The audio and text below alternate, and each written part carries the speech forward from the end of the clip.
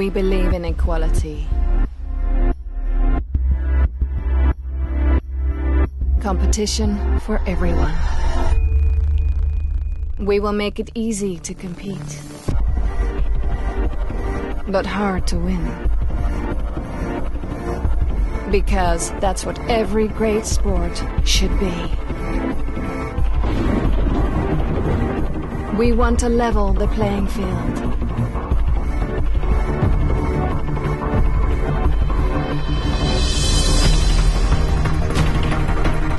We want to find out what good actually means. Because only then can you know how good you really are.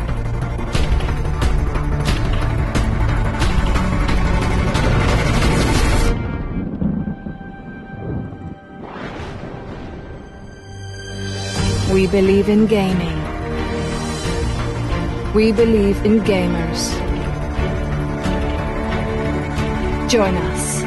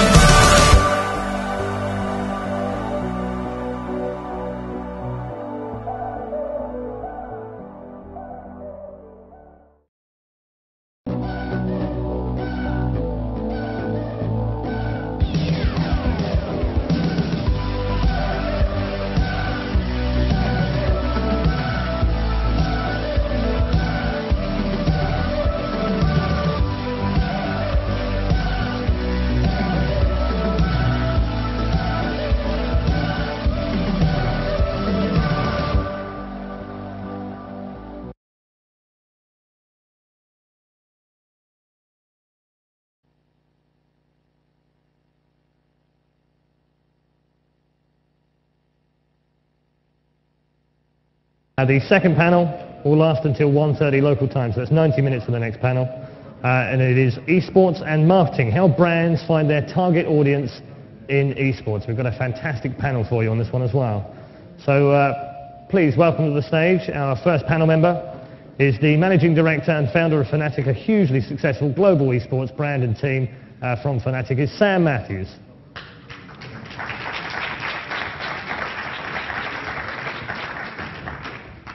And we also have the Senior Project Manager of Sponsoring and Events of Marketing and Broadband at Telia, Sonera, one of the largest ISPs in the world and sponsors of DreamHack for the last 10 years. Please welcome Gorän Hellgren.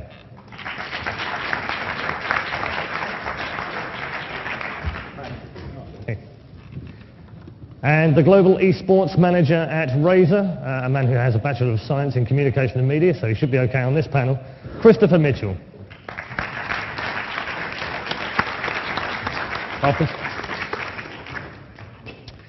And the original founder of the Electronic Sports World Cup and now Managing Director and co-founder at Oxent, Matthieu Dalon.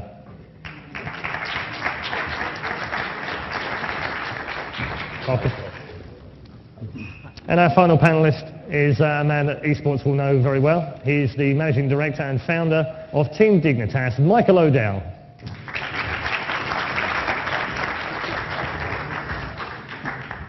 Okay, so we have our panel. As the previous panel, you've seen panel 1 already, so you'll know the rules, so I don't need to spell them out to you again. But this is conversations, debate, arguments, talk to each other. Don't have to go through me for the debate. But the first part of this is to give you 1 minute on your own, without any challenging, to answer the question. And the question in this one is, how do brands find their target audience in esports? If we can start with you, Sam. Okay. Hi, everyone. Obviously, I've been involved for a number of years, and I think what's come apparent over the years is how amazing our audience is, and that audience is predominantly the younger male, the sort of 15 to 34-year-old male. And I think what's happening more and more is the sort of moving away from things like watching TV, reading magazines, and spending most of their time online. And so for us, when we go out, when we talk to sponsors, when we talk to media, it's really about this is the way to reach and engage this audience, this young male, the sort of hardcore, as it were, of the technology scene. So I think when it comes to marketing, it's a great opportunity because you can do things that are unique and new, and that is reaching through teams or events where you can travel the world and basically see the life of aspirational life of a gamer as a marketing tool for these brands. So when we go out there, it's definitely like you're associating yourself with a team, a player, just like a sport, and you're reaching this audience in a way that they wouldn't actually be reached through TV or traditional advertising. Okay, go on. Same question. Telia, just a short story. We are the biggest telco operator in Sweden and the Nordic region, providing broadband, mobility, network, etc., TV. Our challenge, of course, is to sell more broadband access and increase the value of our brand. That's my business. How do we reach the target group? Our stock of customers is becoming old. We want to reach this target group, and where do we find them? Well, in front of the computers. So how we reach them? We realized that we traditionally had done a lot of advertising in papers and magazines, TV broadcast, but we realized that this target group, they don't read papers, they don't look at TV, the normal TV. So we find new channels, and one of the channels was DreamHack. There have been DreamHack since a lot of years, and we're trying to reach that target group through tournaments. In this case, our strategy says right now that we are working with tournaments, not teams or individuals, but the future starts next year in my budget, so we'll see. But so far, tournaments has been a way of reaching this target group. Okay, Chris, how does Razer reach their market? So I mean, most people might be familiar with Razer, with the world's largest gaming peripheral manufacturer, and as such, we've been pretty much supporting esports since the beginning of esports. Maybe not reaching back to 1980 or that, but since it's comparatively played on computers, we've been there, and we've been supporting, whether it's teams, tournaments, everything really. And historically, our largest marketing budget has been spent on esports. So the target group, as Sam mentioned before, is like obviously looking at young males, 15 to 25 or so. That's the 100% match to the target group that Razer's obviously looking at. Over and above, it's not just a marketing tool for us, since we're obviously also looking at involving programs to develop our products. We're recruiting professional gamers to work for us. So we have multiple angles why esports is relevant for us, or competitive gaming in general.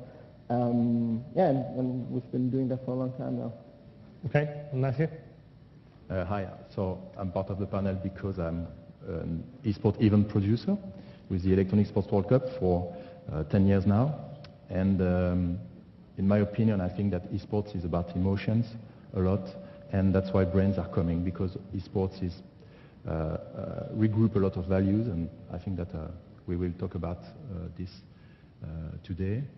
And it puts human over technology. That's the main idea I want to defend today. Okay, short and sweet. Michael? Yeah, I think we've got really quite a good ecosystem in esports at the moment. Sam stole most of what I wanted to say, but we have the teams, we have the tournaments, we have the sponsors like Razer that have been around for years. We've got the developers that are all pushing esports, so we've got a really quite good ecosystem to actually push the message to such a further place. And then you also have companies like Twitch that have come in now, and we have a new way of reaching people. At the beginning of esports, when I started, we were all chasing mainstream media. Now it seems that because of the way that streaming is developed, now mainstream media is chasing us. So I think we're in a pretty good place right now. Okay, great. Developing the question further on in terms of the marketing side of it, where do you all feel, I mean, you've all got various levels of knowledge of esports teams and what have you. Michael and Sam, you're banned from answering this particular question until the end. I want to hear from the three in the middle for starters. Where do you think the teams are right now on a scale of 1 to 10 in terms of the way they market themselves and their gamers, and what value for money do you guys get out of it? Any one of you can take that one. Chris, do you want to lead? Sure. From 1 to 10, you can really find everything. Like, there are teams that have absolutely no clue how to market themselves. There are teams that do a very good job. If you look at marketing a team, there's basically 3 components though to it. So you have the player or personality marketing, you have the team marketing, and you have the sponsor marketing. You have to do the first 2 and the last, combine it with the last one. This is simply because obviously most of the teams up to date are still mostly dependent on sponsorship money. So being able to market the sponsor is one thing. The difference between player marketing or personality marketing and brand marketing is obviously you need the players and the personality to get the traction that you want to have with your target group. But you're dependent on those players. So the second the player leaves or the personality leaves, what does your team brand have left? So you have to find a balance between having a team brand that is strong on its own and having the right players and personalities. But then always combine that with being able to market the sponsor in a proper way, because that's how you monetize whatever traction you have through the team brand or the player brand. Okay, and Gorän, how do Telia Sonera get value for money from teams and DreamHack in particular? Is it, you know, you've got to turn that obviously into a return on investment at some point. Yeah, that's a challenge, because I had to prove back at home to my manager that investing in gaming, getting more value back than investing in TV broadcast or adding papers or other sponsoring areas like hockey or football, etc. So a few years ago we set up a quite good measuring system, a model that we could use on every event we are doing and every sponsoring, so we can compare these different challenges we're having. So we can see that, well, gaming is giving more value back. Yeah. We still can't measure in money, but if you want to, you can set up, compare to others, of course. But in terms of the teams being professional and presenting themselves professionally, how important is that to a sponsor like you? Does it make any difference? Yes. I will come back to that. I will just give you a clue what my challenge is, that in Sweden it started up like, okay, some clowns doing gaming, and then every year it's more mature. People get into serious and doing more real stuff. We have heard about the story already today, and we have been in gaming, in fact, 15 years right now, but seriously 5-6 years. And the last year we set up the Swedish Championships in gaming, the eSport as Swedish Championships, and that's just what to make it more mandatory, more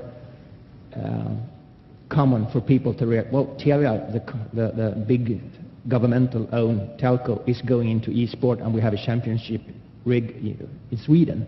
It must mean that this is something that it's okay. Yeah. It's not just a hobby for people. That's one way to do it more seriously. Sorry, Gorän. Yeah. How does that differ for you, Matthieu, as a tournament organizer? And does it matter the fact that the teams are professional or not, or does it add value?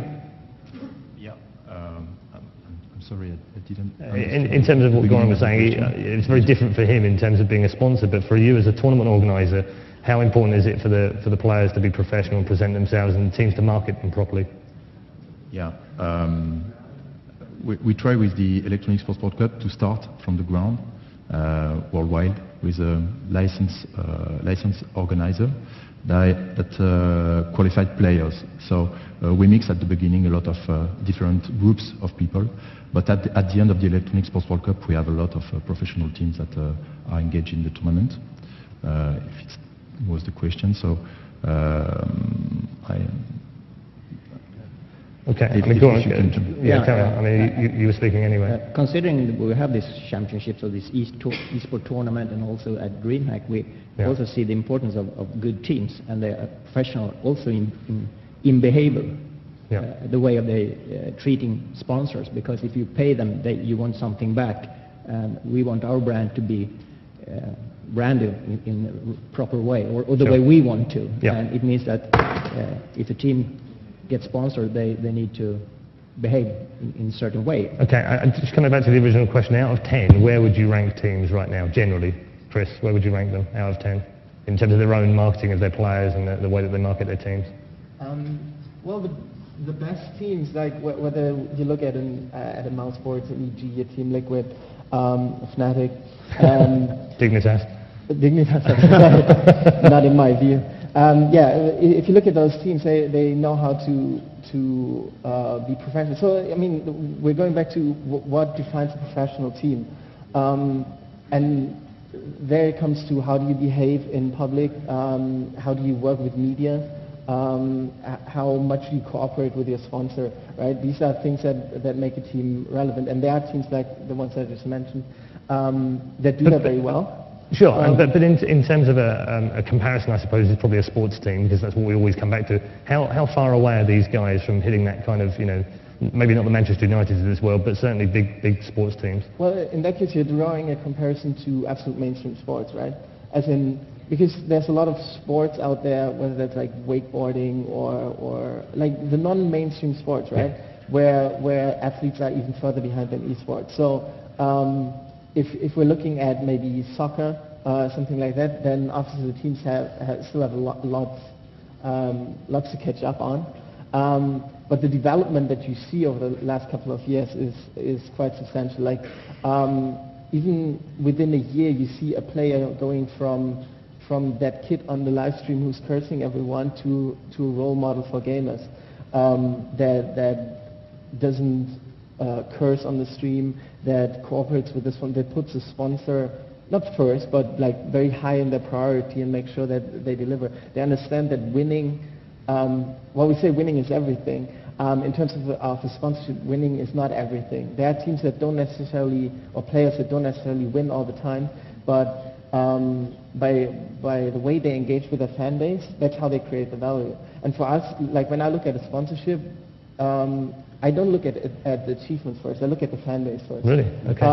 Because ultimately, for a sponsor, that's how you can monetize the player, and that's ultimately what we have to look at. But it's interesting, Chris, that you say that you don't necessarily look for the success, because success is generally accepted as the marker of, if you're involved with a successful person, therefore you're successful. Yes. So to that point, usually success comes with a fan base, but it's not 100%. Correlation. Okay. So you can have a huge fan base without actually winning, and you can be winning all the time and not have a fan base. Okay. So at the end of the day, for us, what it comes down to is having that fan base as well. Okay, so that's an interesting point from a sponsor's point of view. Michael and Sam, I want to bring you in now. For you guys, is that, when you're recruiting players, obviously you're looking at the guys that are coming up, you're trying to find the next Stefano or the next greatest team that's coming through for Counter-Strike or StarCraft or League of Legends or whatever. But are you actually doing the same as Chris? Are you thinking, how can I market this guy? Or is this guy marketable? Or is this, is this team going to look good in front of a crowd when they're playing? Or are they going to engage with their fan? Are those important things? They are important things, I know they are. But are they the most important things for you when you're recruiting players? I wouldn't say they're the most important things. I think you have to look at each individual player, each individual team for what they will contribute to your business, because we're businesses as well. Some players are just instantly marketable because of their personality. Some players are marketable because they are going to win. Some players that win don't have that much of a personality. Sorry, anybody. And because they win, that's where they get their exposure. Enough. Yeah. So you have to deal on a case-by-case basis. Okay, Sam, do you agree with that? I think it's like a combination of factors. When I'm talking to event organizers, one of the things I say is that you want to make a player professional, you don't pay them prize money, you pay the teams, because we're the ones that drive the professionalism in the players. Because you see it as it's the teams, it's the players, and then it's the organizers. And what we do is we try and put them in good clothing. We try and teach them how to present and talk to the media. We basically make them look and act more like a professional. And I think ultimately that's where a lot of people get it wrong, because they assume that it's just going to be the teams are going to make it happen, but realistically they keep putting more money into prize money, and that actually ends up with a load of radical players who can go to these events on their own. They don't even need the teams, but actually the ecosystem is around us because we make them marketable. I think it's really important that you find players that can talk and be marketable, but it's also a matter of combining that with the personality. So it might be, for example, in our Korean house, having Hwani who can speak English and present those players, even though they're not necessarily that great themselves. I think it's getting good staff effectively around them and making them interesting, as it were. I'm intrigued a little bit, but we'll come back to that as well. In terms of the media training and what have you. Obviously, it's important for your players. What do you currently do? I think you've kind of touched on it already, but Michael, what do you do for media training for your players? Good example is Johnny Rico, StarCraft player we just signed. He's only 16. We're trying to bring him out of his shell at the moment. He's extremely nervous. We're trying to concentrate on him in particular, on him learning how to play in tournaments, because we've kind of thrown him in at the deep end. So with him, we're doing it quite gently, introducing him to organisations and media. Last week, BBC are talking to him. They want to follow him to World Cyber Games, which is pretty cool. So it's just introducing it slowly for him in particular. That's for individuals. Teams are different because teams are generally 5 players and they're 5 different personalities. You need to work out who the loudmouths are in the team. You need to know who the quiet ones are. You need to know which one's your captain, who's going to speak for you. So generally, like I said before, it's a case-by-case basis, and just giving them the experience of what we've had over the last 10 years of what not to say, when not to say stuff, what to say, to remember to thank the sponsors of every opportunity possible. I think that's a key point. I mean, one of the things is everybody thinks, oh, thank my sponsors, blah, blah, blah, at the end of a conversation. Really, it's about teaching them what you actually like about the products you're using. Try and feed that into your conversation. Yeah, it's been amazing to be able to practice on the way here on my laptop, on the plane or whatever. So we've had sessions where we sit down, where we have a professional talk to them as if they're a media, and we say, no, that's not the way you answer this. No, you need to delve more. You can't just say one-word answers. And so we did a lot of that back in the day with our Counter-Strike team. These days, I mean, League of Legends, they've come a long way in about like a year and a half. I think when we first picked them up, they were just, get away from me, I'm not wearing that, I'm not doing any of that.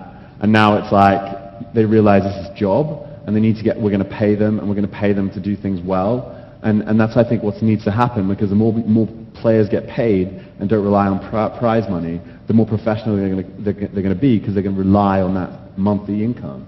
Okay. So I think that's the biggest thing that has to happen to get towards the mainstream, is more professional players, more academies, more ability to see a future in this sport as a player.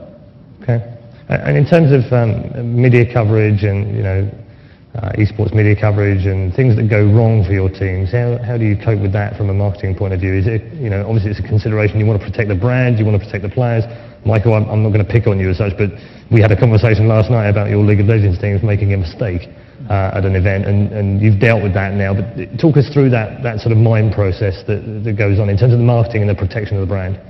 Well, for the particular thing we were talking about, it's a case of talking to everybody involved, so finding out actually what happened in that particular case, talking to the sponsors, letting them know an update, and then coming to a conclusion on what you do and how you handle it, rather than hot-headedly go completely mad after the first 10 minutes. So we sat back and took it all in and then presented what we were going to do, and that's how we dealt with that. Okay. Chris, in terms of the things that happen inevitably with young members of the public playing video games thrust into the spotlight, they're going to be put under pressure quite a lot. They are going to make mistakes. How important is it for you that the teams deal with those mistakes in such a professional manner like Michael did? Or does it make no difference to a sponsor? Are you not worried about that? Is it just all publicity is good publicity? There's a fine line that you have to draw. There are players that cross that line where you come to racial slurs, that kind of stuff, where you just have to draw a line and say, okay, this is it. Either we end our association with the team, or the team ends the association with the player or the person. So you have no issues with just saying, that's it, no more, we're not going to sponsor you? Sometimes you're forced to do so, Sure. especially if an issue is put on the spotlight, and people start complaining and say they're going to boycott your company until you change that. Take it with a grain of salt, I suppose, because these things happen every now and then it's upon, I guess, the company, the sponsorship manager, whatever it is, to see how grave that mistake that's been made really was. Like in case of the Team Dignitas LOL team, for example, there wouldn't be a reason to make a major move. There was a mistake by the players that happened, but it's not grave in that sense. And at the end of the day, people got some eyeballs on it. The only people that really suffered from it at the end were the players themselves, because they didn't get the prize money. Yeah. And other than that, there was no harm done. So it takes someone to maybe really look at what's happening and understand whether this is an issue of a severe. Do you not think that the players being so young? I mean, Michael mentioned Johnny Rico. He's 16 years of age. He's been thrown almost, with no disrespect to Dignitas, to the lions. Effectively, he's put on major TV networks. He's got to do sponsorship runs, and he's got to go into tournaments that he's never used to before. This guy was playing in his bedroom 6 months ago, and that jump is enormous. Do you not think that the responsibility to that player lies directly with the team to make sure that he's able to cope with that? But what I as a sponsor would look at that point in time is how the team handles it posting, because you can never prepare for any situation, even as a team manager. No matter how high my expectations are to a team manager, there are things bound to happen that go wrong. So what I look at primarily is then how did the team management handle that mistake post. Basically, did they keep a cool head, talk to the players, Sure. Issued a statement, apologize for the mistake that's been done, and again, if we're saying in the example that's been done, and that gives me trust in the team and in the team management that they know how to deal with these things, and an occasion like this would actually give me more confidence in Team Dignitas, for example, that they know how to handle it, because they on their own knew that was a mistake, and they handled it very professionally. So to me, that I can't expect more as a sponsor at the end of the day. Okay. I'm just going to stop you there. Sorry, Chris. Matthieu, I want to try and bring you in on this as well. No one has yet answered the question, so I'm going to hold you accountable. I threatened last night, if you don't answer the question, you'll have to do Gangnam Style in the front of the audience. I'm looking at you, Chris. I'll come back. I want the score. I'll come back. Matthieu, in terms of the teams, what do the teams need to do to go to the next level in terms of their marketing and their image and their brand? I think that we have a lot of very professional team here today that participate to all the competition. We try at the Electronic Sports World Cup to welcome them in the best possible condition. We always try to create a press area where we interview the teams after the match on stage. We try to put the light on the teams before the match when they go on stage to play. So I think that maybe we should work closely with them to structure what is the club, to give a status to the players or to the clubs, because we don't have the same relation with a professional team like you, Sam, and another team coming from China, or just a group of friends that were good at one game. So we have to normalize the relation with the clubs.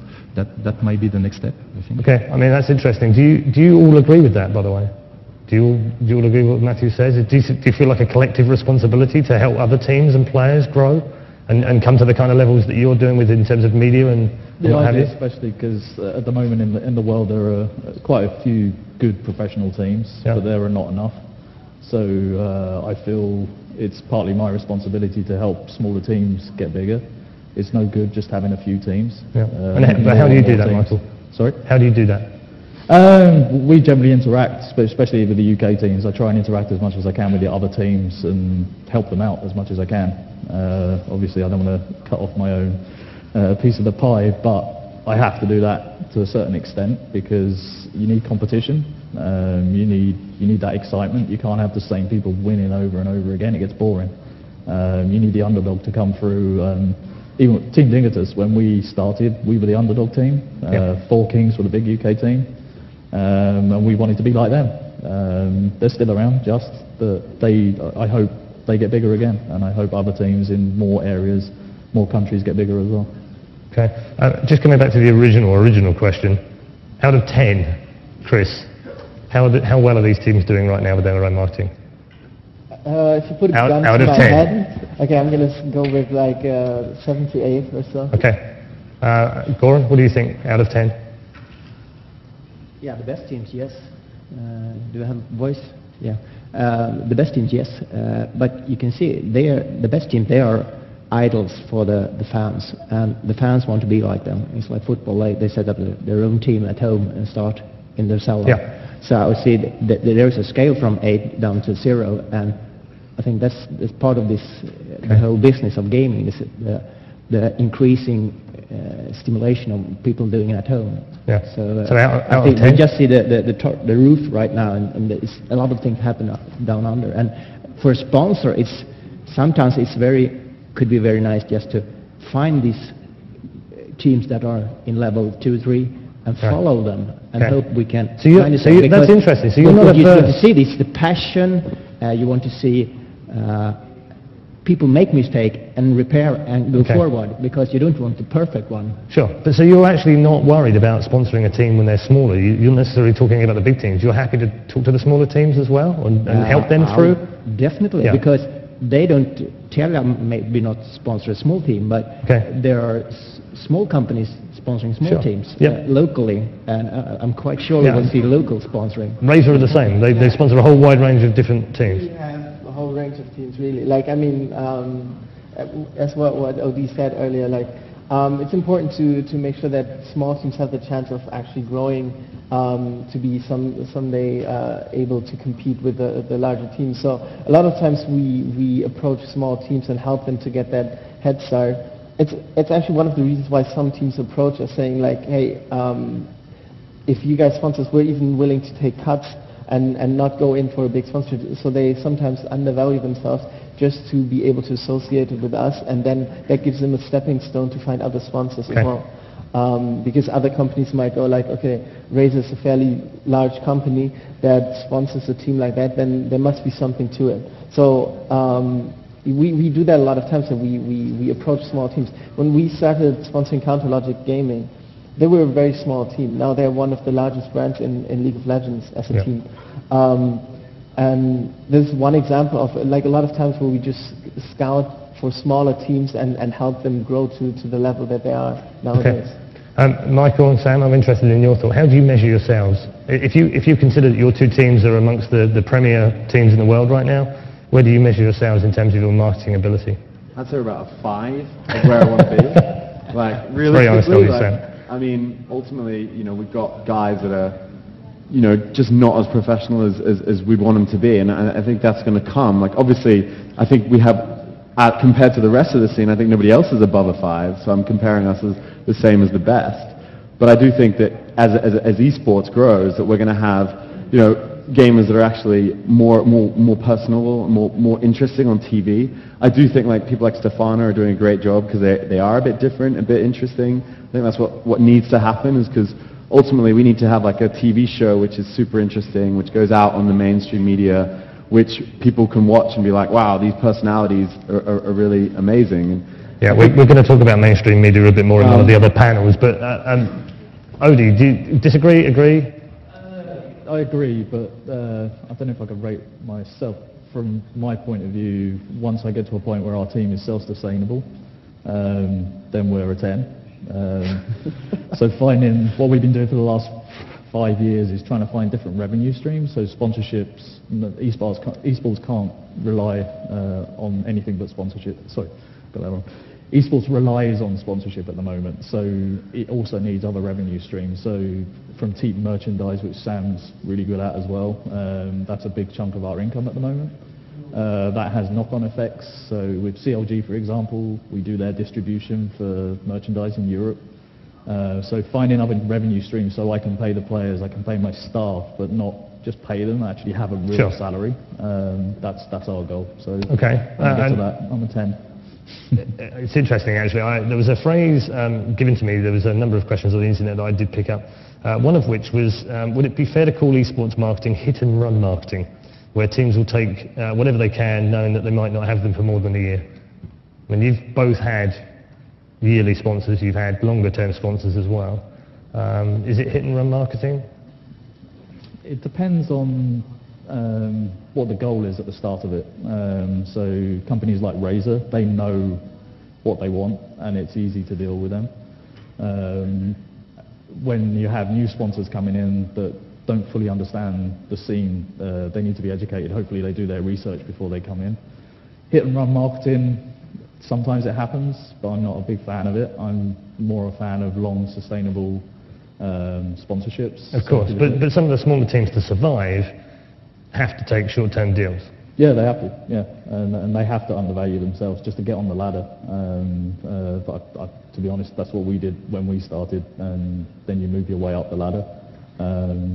But companies like Intel, for example, they've been sponsoring gaming since 95, probably 97, and they're still there sponsoring. Yeah.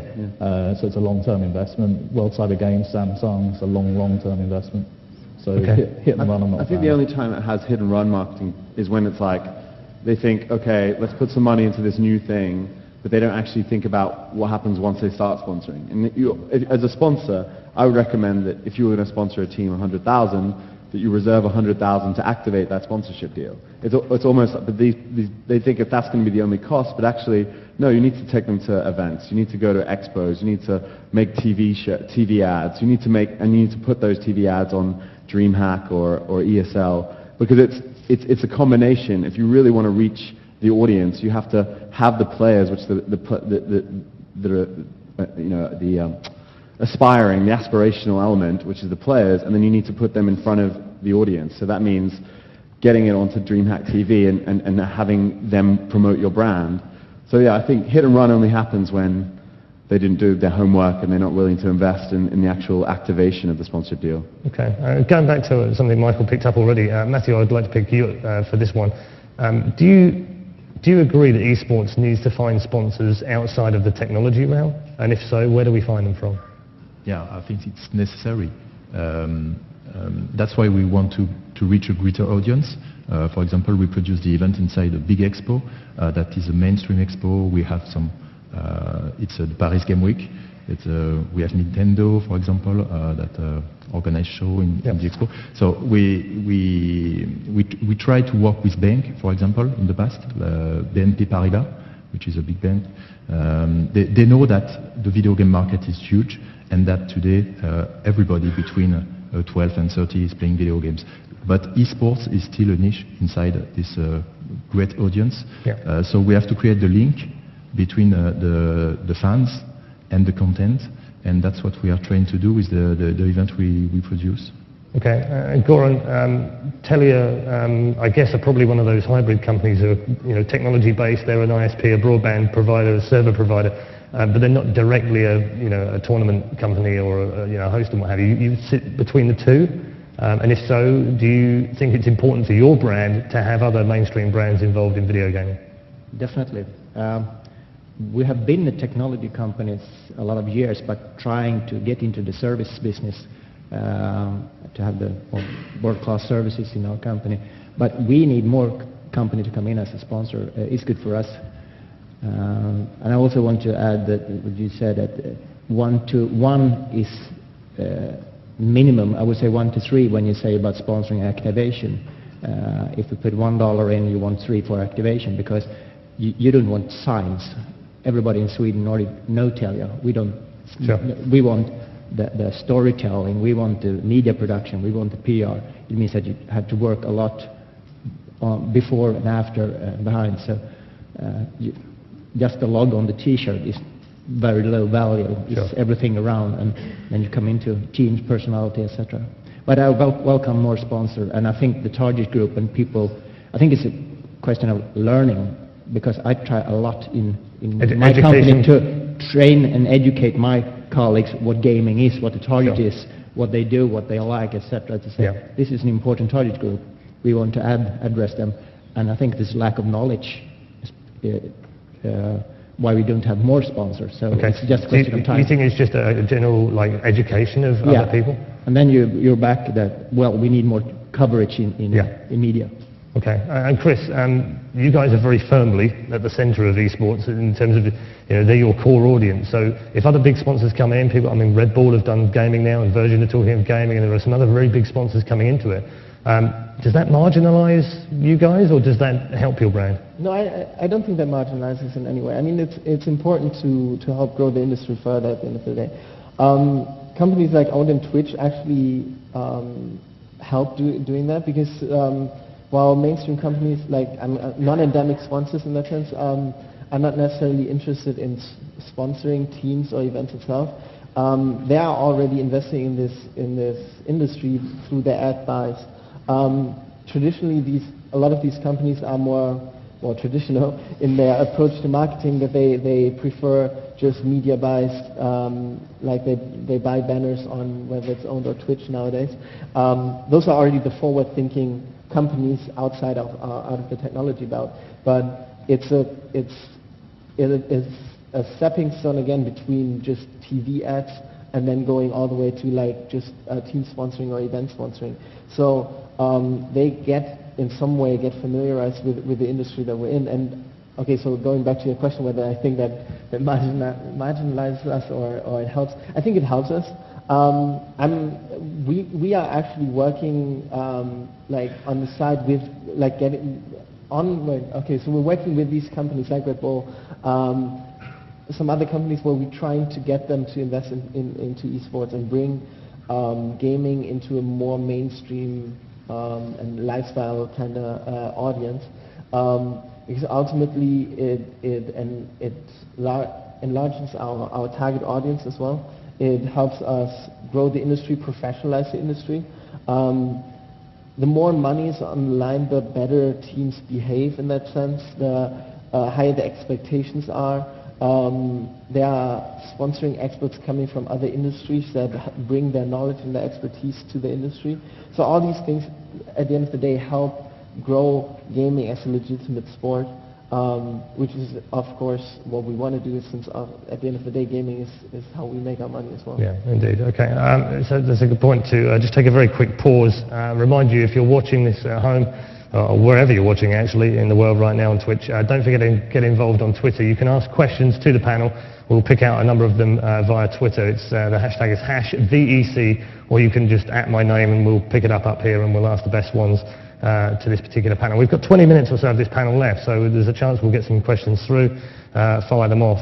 One of the other questions that I had to pose to you was, other than outside sponsors, how important is it, bearing in mind the first panel, how important is it to have a federation but work with sponsors, bring the teams together, rule sets, unions and what have you? I just wanted to try and get your thoughts on that, just briefly, each of you.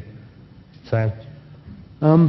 I think for the ecosystem, it's important that we have some sort of body to stop, unprofessional behavior.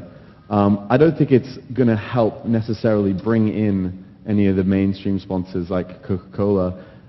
It'll only help them stay, as it were, because if they were to come in and then there was unprofessional things that happened, like events get cancelled or teams perform badly or there's racism, that automatically will scare these big sponsors and make them leave. So I think realistically it's something for the stability and longevity of esports, but it's not necessary for the big brands to get involved, I think. Interesting. Do you share that sentiment?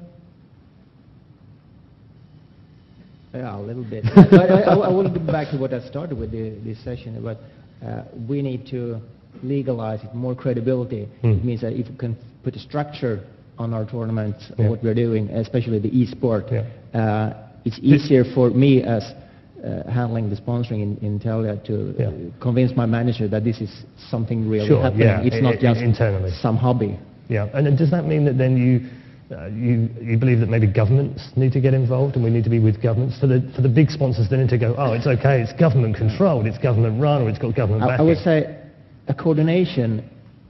I welcome a coordination in the beginning. Sure. I don't want to set a time when it should be not governmental. Okay. Sounds trouble. Right. But I think you can just dream. If this would be Olympics, in the Olympics, what would happen? Yeah.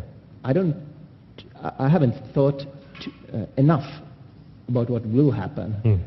So I think we shouldn't hurry too fast. Okay. Matthieu, I want to bring you in. You've worked with local government with previous ESWCs, and how do you go about getting there? Yeah, we worked with the support of the Paris and the district of Paris, because they saw in ESWC something very strong to create a link between institution and youth. And we worked a lot with a city in France to associate them to the selection of the players. We dream about a system where you go to a video game club as you go to a music club, for example. And I think that there are good. This is a good media to create education, to favorize education. But which came first? Did you get the government support first, and then that helped get sponsors? No, never. In fact, they came at the end.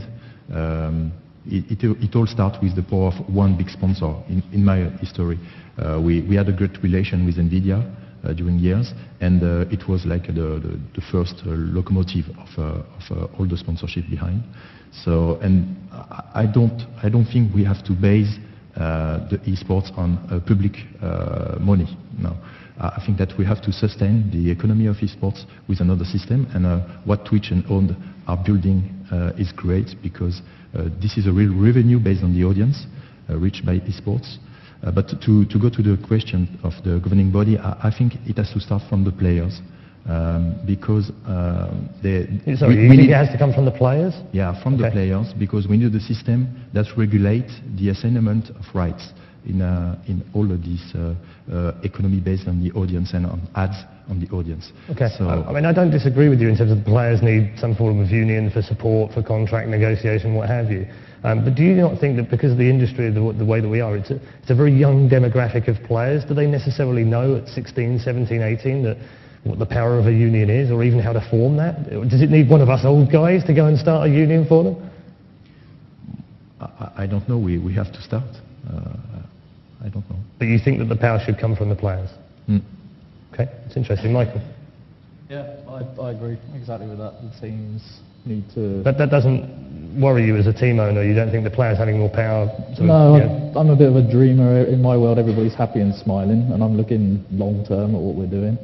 So I believe that there'll be a series of bodies. So you have the players, you have the event organisers, even the developers one day. Imagine if they all got together and had a little body. That would be quite interesting. But how long do you not think if all the developers suddenly twigged onto the fact that we're using their games to broadcast and we're making money from it, that someday they're going to go, wait a minute, this is pretty cool. We could make a federation and stop people using the game unless we say so. Yeah, is that not the start of a federation? Yeah, well, I personally think that developers should be the governing body really for their games, their IP.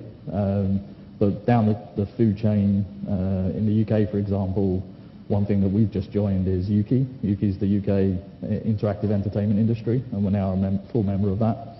So what I want to do is talk to them. In the last year, we've got the UK games organisers, Game Frontier, Heaven Media, Multiplay in a room several times with people from UK to try and get them to form a body, and knowing how hard that is to do from the last year, this is going to take time. Yep. So I think to And I mean, I I don't want to go onto the sidetrack here, but we've had a UK body before with UKESA, and that failed.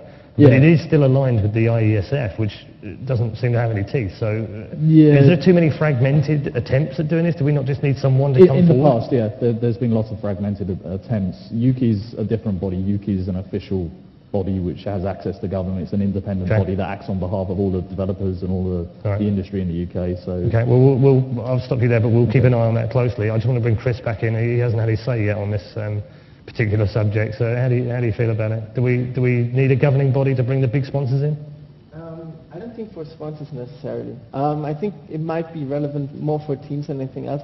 One thing that might be relevant for me as a sponsor is, and that goes back to the hit and run marketing question as well, is that as a sponsor, ideally I look at long-term marketing strategies, because associating myself or like my company, my brand with a player or a team for just a short amount of time doesn't really pay any dividends, because like 3 months later it's another company sponsoring them, then those players never really get associated with the brand. And then to really reap the long-term benefits, you need to be able to sign teams and on a long-term perspective. So a governing body that can prevent player poaching, these kind of things would be relevant.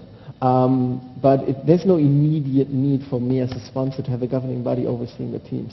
There's little things that might help, but on the grand scheme, it might be helpful more for the teams than for me as a sponsor. Okay, great. And Michael and Sam in particular, prize money. How important is it to you in your pool of money? Does it keep you going? Is it essential? You know, how much money? I'm not going to ask you specifically how much money you're taking from players as cuts, but does prize money make up a part of your entire marketing budget, or is it money that you're getting from the sponsors that you concentrate on? And if you lose prize money, how does that affect you? I mean, we definitely think that it's important that there's a percentage that goes to the teams. In fact, I think realistically, the organizers should be paying, you know, instead of putting $1 million into prize money, they should be paying travel costs. And because it goes back to the earlier point I said, is that, you know, if you give it to a player, they'll just spend it on a car and a TV. You give it to a team, and we'll spend it on like training these guys, putting it onto TV. Sorry, house. but what's wrong with a car and a TV? I mean, there's nothing wrong with it. It's just taken out of the ecosystem, really. Okay. I mean, it's kind of, you know, I think Odie and me and other teams have been basically just putting every bit of money we get back into the team for the future vision. And that means, you know, okay, we're going to start with a whole new range of clothing, which is much more professional, and go to Bulgaria and custom design it and to make them look really hot, as much as you can make gamers look hot.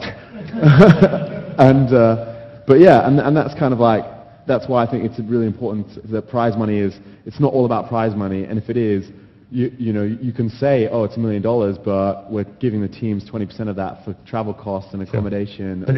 Well, I was going to say that's part of the marketing. You think the marketing needs to change in terms of the million, you know, if it's $1 million prize fund, but it's not a prize fund? I mean, they can just say, oh yeah, it's $1 million, you know, allowance. I don't know. They can use it different. It doesn't have to be all going into prize money. That's what I'm saying. It can be $1 million that they're giving to the teams and the players. Okay, that's a fair point. I agree. A team percentage, it helps run the team. It's not a massive part of the income that a team gets, that's for sure. But it helps. Say, for instance, there have been numerous tournaments over the years who have not paid out for whatever reason. How does that affect a business logic? I mean, you've been close a couple of times where you've thought, oh, that means I can't send so-and-so to so-and-so now. I've remembered these conversations from years ago. Yeah, but I still have prize money outstanding for 5 years ago. How much? At the moment, probably 25 grand. Pounds. £25,000 outstanding right now? Yep. But that's one of the things that's happened as the industry's developed. That right now it's pretty good, I must say. But for prize money, it's important for the players. It's not what the players are playing for. They want to win the majority of the time. But I'm a big fan of spreading prize money. I don't particularly like $1 million one-hit wonder once-a-year tournaments, because only a few people are going to get that money. Sure. The guys that come 32nd, they're not going to get that money, and they might win $500, so they're going to live off $500 for a year. Yeah. So I'm a big fan of spreading prize money right down the food chain. Okay. Because you're always going to get, I'll pick on Stefano because he's winning everything at the moment. He's doing great, and he's winning everything, getting lots of money. But the guy, could you name the guy that came 32nd and how much money he got? And he's going to be at the next tournament as well. Okay, Sam, they need help. Yeah, I think that's a really good point. I mean, what do we want them to? What do we want the focus to be on? Do we want it to be on the money that they're winning? Like Stefano sat last weekend at WCS, and first thing he said after winning the tournament, "What does this mean to you? Money." And it's like, actually, what it has to mean to them is, here's my trophy because I'm getting $1 million paycheck. I think, to be fair, he was being facetious. Yeah, I know, but it is a bit of, it is a absolutely. And he did facetious, say, to be fair to him, straight afterwards, he actually said it does mean the world to him to be able to represent Europe and go off to the I mean, there's an element of that. Obviously, he knows that's what he has to say to be modest. I think he was just being comedical, but yeah, exactly. we'll leave that one there. Matthieu, you've given out a ton of prize money over the years, and I know you've had some issues with giving out prize money. As an organiser, how responsible do you feel for, when you can't pay out money, and why do those things happen? Yeah, prize money are a big part of the budget, of the production budget of an event, and when you are meeting sponsor to create your project and to finance your project, I don't think they really realize how difficult it is to produce really at the end a smooth event with good conditions for players. So first what we try to do is to cover the fees of the travel fees and accommodation for ESWC, for the teams and players that participate. That's one of the big rules we have with a licensed organizer. Okay. That's one fact. Then after, we try to have around 20 to 30% sometimes of the global budget on the prize money, and that's what we are saying to the sponsors at the beginning when we are presenting the project. And so during 9 years I succeed in producing event and paying good prize money, and 1 year it was very difficult, and I had to close the company because we didn't have enough sponsor to finance the project. And I think that today we have to really be responsible really with that fact, and I think that we shall find a model where the audience gathered through the streams, for example, finance the prize money first, and second way, I want to associate a lot more the publisher of the games to the prize money financement. Sponsors are here to produce, for example, the event, but the game publisher shall participate in the prize money financing. Okay, well, that's an interesting thought. I think. Do you think tournaments have been guilty over the years of putting up big prize money, and then relying on the sponsors paying them that money, and then not being paid that money, and that's caused some of these issues? Excuse me, in the past, tournaments have put up high prize money as a way of getting players to be involved and giving them prestige, but they've not necessarily had that money themselves. It's come from the sponsors who've then not paid. Is that what's causing the issue of some of the payouts being missing? Yeah, that's a big issue, yeah, of course. For the players, you mean? Yeah, of course. Yeah, okay. Gorän, what's your view on this in terms of prize money? And I'm glad to be out of it. I'll leave it to the management of DreamHack, but of course, it's about prestige, status. If we are sponsored to a small tournament or a big tournament, that could the prize money could be part of that opinion. Well, we need prize money, but I don't want to go into the discussion of value. I know I said I wouldn't do this and put you on the spot, but Sam, Michael's already admitted that his team are owed 25,000. Is there more or less being owed to you? I mean, luckily I didn't have to deal with the finances, but I'm pretty sure it's more. But how do you feel about that? I mean, as a manager of a business, and as a responsibility to your players to pay them, presumably they don't get the money either until you get it. So I mean, it's improved so much over the last. I mean, what really annoys me is when organisers ignore the fact that they're in a team and under a contract and pay the money directly to the players. Because ultimately, what happens is you have unprofessional players that can just run away, and you end up with a situation where it's like, well, you're basically not acknowledging us as an organisation. And WCG was something that really annoyed us. They wouldn't even allow us to wear the shirts. And I think that's just really short-sightedness to not think that you need these ecosystems, you need these teams to exist. So I mean, prize money being owed to us, yeah, it's really annoying. It's more annoying for the players because they earn it, but it's something which has improved a lot. So I think we're on the right track. I have to agree that a lot of that money that we're owed is legacy prize money, which we're probably never going to get. The last year or so has been pretty good, actually. At Gamescom, first tournament in a long time, we actually got the check on the day. Thank you, Matthieu. So that hasn't happened for a long time. But it's a lot better than what it was. Okay, we've got some questions via Twitter. I am going to filter these heavily. Inevitably, there are some rather inane questions. That's the internet for you, right? Well, there was a couple that complimented Odie on looking like a snooker player, which I thought was worth mentioning. It's better than the bouncer. Yes, it is better than a bouncer. There was a serious one on here. Is it useful to having a governing body only with teams without being involved, but just representing the leagues that they compete in? So in other words, having a governing body that doesn't look after the players? Yeah, I think it's useful for the teams, the organizers, to get together and, you know, I mean, if a player gets banned from an event for drug taking or something, he should be banned from all the events, right? I mean, right. that should happen. And I think there are, obviously we don't want to have an oligarchy or whatever, I can't even say that word anymore, but as in we don't want to have a situation where they collude and, you know, keep the prize money down or the travel costs down or something like that, but we want them to collude in a good way, I suppose. Okay. A few other questions. I'm just going to throw these out there, and feel free to just jump in if you want to answer these. Teams used to be super important, but wanting the events to take care of everything, and then whining about not being paid any attention to. Do you think that teams have lost their influence over the last 3 years in esports? I mean, particularly Sam. I don't know if Michael was involved, but you were involved in the G7. Would it be fair to say that that failed, or didn't work as well as it should have done? No, I think there was some problems at the end, but we did a lot of stuff in the early days, which was good. And I think what happened is the games changed. So there was like a shift about 2 years ago from Counter-Strike to StarCraft and then League of Legends. And I think that what's happened is that some of the newer teams in League of Legends are starting to realize what they need to do to become a professional team, and they're no longer just running a website and selling ads. They have to put, you know, video production together, an editorial team, T-shirts, sponsorship packages, all that sort of stuff. And I think now it's come back to the point where yeah, maybe teams lost a bit of influence, but it's kind of reorganizing itself. And you know, I think that... Does anyone agree or disagree with that, particularly passionately? No? Okay, we'll take one more question from Twitter before we close this particular panel. We are going to have lunch, by the way, after this. It'll be a 90-minute break in between. For those of you who are on the panel, you need to find Frederick, who will be at the back of the room. He'll tell you where to go. That's just for the panelists, by the way. Final question on here is from a chap on Twitter called @RickyMaru, who says, do you think it's possible for esports to not rely on sponsors as much as it is now? In theory, could we ever have an esports tournament system, ecosystem, without any sponsors in? Gorän, take that one. Without sponsors? Yeah, without. But do you think esports could ever survive in its current format without sponsors? No. Okay. Chris?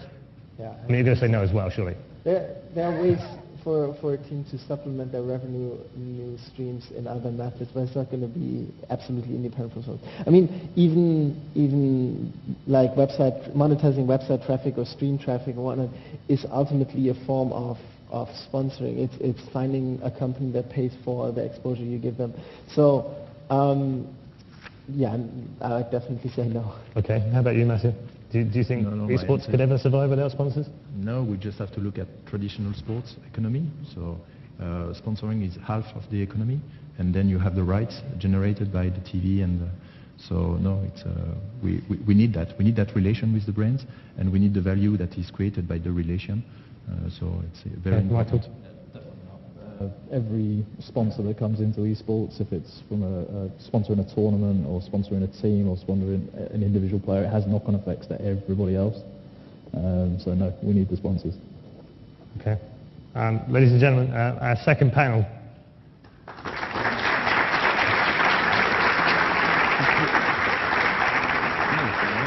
I'd just like to thank them all personally as well. Sam Matthews, Gorän Hellgren, Christopher Mitchell, and Matthieu, Dalon, and Michael O'Dell. Thank you very much for joining us. Very interesting to talk about the marketing side of esports. We're going to take a very quick break. Actually, this is going to be quite a long break, my mistake. It's going to be a 90-minute break. We'll be back a little later on with our third panel of the day, if I can bring my sheet out here right now, which will start at 3 p.m. CET, that's Central European Time. That one will be game developers and esports, how they've embraced the concept and changed their games accordingly. We've got some fantastic panelists. I'm so excited about this particular panel. We've got Kristin Riley from Meteor, Florent Castellanoc from Ubisoft and Nadio, Simon Bennett from Wargaming, Alex from Na'Vi, you might know him as Zero Gravity, and of course the one and only legendary Dustin Browder from Blizzard as well. He gets his own legendary status, I'm sorry. He was working at Westwood when I was playing Command and Conquer, so that's why he gets that. We'll be back in about 90 minutes' time. Thank you very much for joining us at the Valencia Esports Congress, sponsored by Twitch.